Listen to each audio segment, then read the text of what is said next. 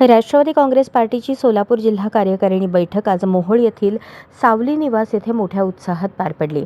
आगामी जिल्हा परिषद व पंचायत समिती निवडणुका लक्षात घेता संघटनात्मक बांधणी, निवडणूक तयारी आणि इच्छुक उमेदवारांच्या भूमिका यावर सविस्तर चर्चा करण्यात आली।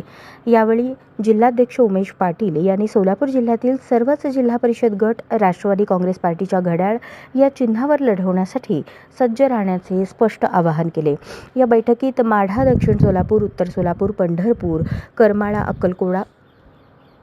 अक्कलकोट, मंगळवेढा, बार्शी, सांगोला, मोहोळ, माळशिरस या तालुक्यातील प्रमुख पदाधिकाऱ्यांच्या स्वतंत्र आढावा बैठका घेण्यात आल्या। प्रत्येक तालुक्यातील राजकीय परिस्थिती, स्थानिक प्रश्न, कार्यकर्त्यांची ताकद आणि मतदारांचा कल याचा आढावा घेण्यात आला।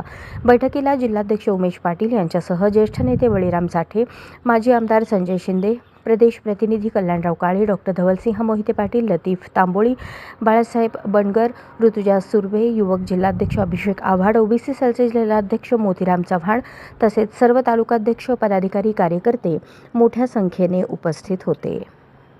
अशाच नवनवीन अपडेटसाठी जनता राज्य न्यूज चॅनलला सबस्क्राईब करा, लाईक करा आणि शेअर करायला विसरू नका।